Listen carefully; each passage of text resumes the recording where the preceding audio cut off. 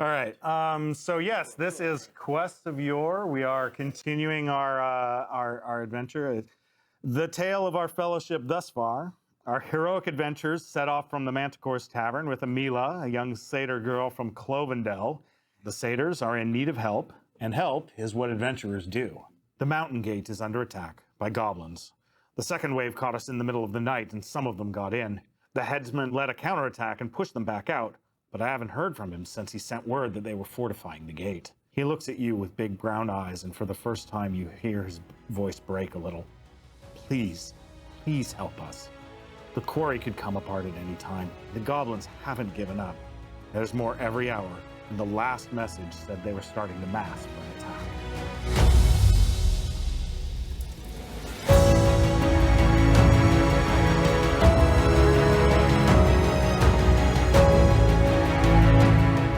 We were at the Disney campus having some meetings about some other product we were working on. We've been partners with Disney for many years in the board game space. They brought up in the meeting that there was this new opportunity to work on a Pixar film that we hadn't heard of yet called Onward. As they started to describe the film and what the project was, it was clear that this was a film written for gamers. When they asked us if we would be interested in making that game, it was an immediate excitement level from all of us at the op as we looked around on the table and said, wow, this is real. We get to make a game with Pixar based on a game in a film.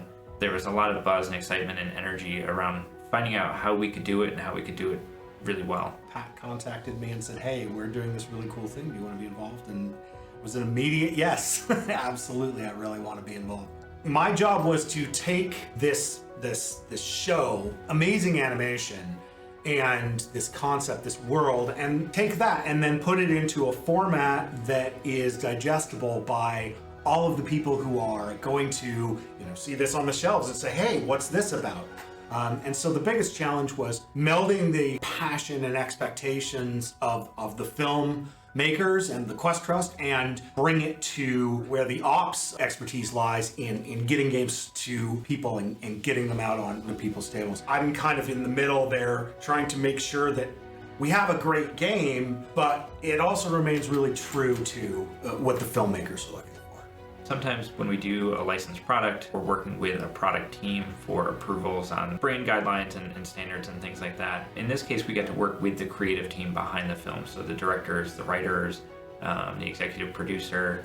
And so we got to spend some time behind the scenes up at the Pixar campus in Northern California, seeing some of the concept art, talking to the writers about, what their priorities were for the game, and then working with Dan, who directed the film. It really brought an element to the game that we wouldn't have had otherwise. That was sort of the emotional draw that Pixar brings to their films, and how to weave that into the gameplay is sort of the personal development and growth and those themes that we wanted to bring to life and that they wanted to bring to life in the game. The story is everything. It's the heart of the game. It carries the humor, the cadence, everything. It's something that the players, whether they're creating their own characters or using the pre-generated characters that are included in the game, engage with and create this unique experience every time they play. The story is really at the heart of everything Pixar does. It's their trademark, really, is the core of what makes a Pixar movie Pixar. For this game, it was absolutely imperative that we have that story we bring to the table in the Tome of Quest. We have a Pixar storyline, so you have the storytelling that not only has to fit Pixar voice and language, but it has to do what Pixar films do, which is explore some development and growth of the characters, but in this case it's the players, right? So we needed a storyline that provided opportunities for all of the players to use different skills, to bring out some of their own strengths, maybe work on some of their own weaknesses. So the story had to really have that element to it, as well as some of those emotional cues that we all expect from a Pixar film. I'm not a writer, I'm a game designer, and so it was really important that we find people who can write, and not only write RPG story, but write it with a Pixar voice and a Pixar lens. Onward is described as an urban fantasy movie, and so Quests of Yore has to exist in both the present and in the past. And while the movie lives a lot in the modern day because Ian and Barley are in a modern world, but they're going back to their roots and magic, right? The game takes place in the past. So some of those jokes and some of those glib ideas that kind of reference modern culture or pop culture, it's really easy to go into because that's what the movie is, right? But when we were making Quests of Yore, we often had to pull ourselves back and be like, okay, this is a fantasy world. Like, how can we dive into those elements of fantasy? When I was first approached by Ivan to help with this, to come on board, the only thing that we kind of had was a framework of the story. And it gave me a lot of freedom to kind of build what I wanted around it. But to sit there and to think on what was there, what was already established in the movies, and then kind of combine the two and add my own flair for quest design onto that, I had to do a lot of research, and that meant rewatching the movies, that meant getting all of the kids' storybooks from Onward, and the comics and what have you. And so I would just be pacing around my living room with these books, poring over it. And it was really exciting to see when they first presented some story arcs. I was admittedly a little nervous because whenever you play in someone else's world and you make something new, you're always a little tenuous about how it's going to go. Dan Scanlon, the director of the film, was very engaged in the story as it was, moving on. He gave us great tips and advice. When we presented it to the team and they loved it, we were just, one, it was just a huge relief, right? But at the same time, to have a major motion picture director who's made, AAA Pixar Disney films like the concepts you've come up with for a role-playing game, it's pretty cool.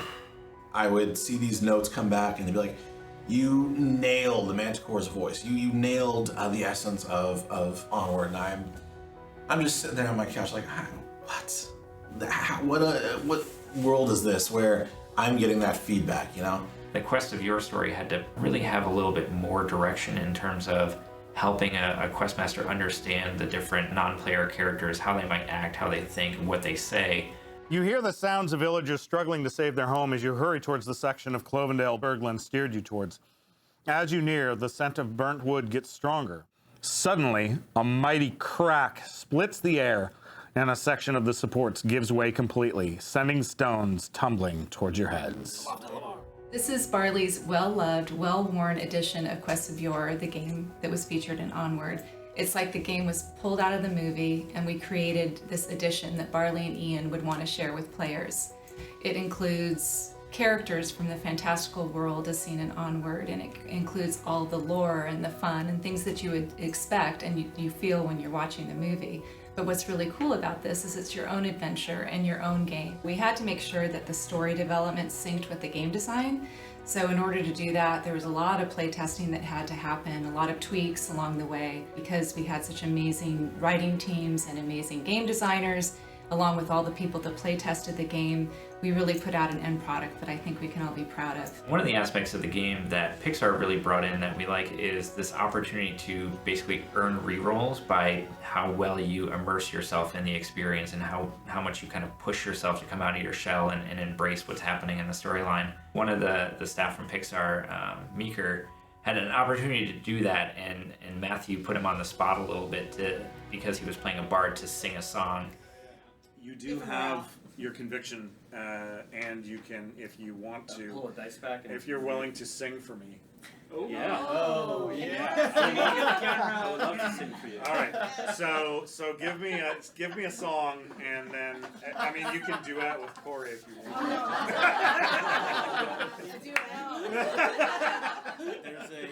There's a song that if you're lucky enough, you might hear ringing through the halls of Pixar on your very special day. And it goes like this. Happy birthday, happy birthday, happy birthday, happy birthday.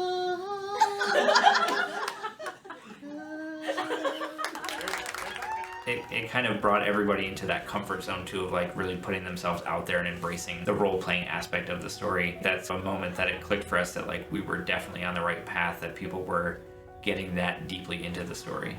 The game really compels you to come out of your shell and be creative and connect with your imaginations, and I think that's what's really so special about the game. You don't necessarily have to be a seasoned RPG gamer, but you do have to be willing to come out of your shell a little bit, explore your imagination, and engage with your friends and family that are playing the game, and really just relax and have fun. Board games are an opportunity for people of all generation, all walks of life, to come together and have fun. It's a common denominator for all of us to have fun. And it's the great equalizer. It's not discriminating. We can play with anyone we want, and it's a great way to break the ice with people that you don't know. I trust that our experienced RPG gamers out there will pick up this game and run with it, and I think they'll do some really clever things with it, including maybe writing their own quests and taking it down that path. But I think I'm really excited to see families get together around the table and maybe kids experience their first RPG with a parent running as the quest master and kind of doing the storytelling, and sort of that communal experience that a family can have, and really in a way that they can explore strengths that the kids have and really bring those to light, and also use some things that the kids would normally be challenged by and use the game as a vehicle to help them kind of work on those things or develop new skills, whether it's being more social and interacting with the non-player characters, or trying some riskier actions that maybe they would be afraid to try in real life or to explore, but having the game as sort of a vehicle for that growth. Bringing your characters and your stories to life inside of the game, like this is what this is about. Like, bring your stories into this world and enjoy the process. The game is there to help guide and push you to these discoveries.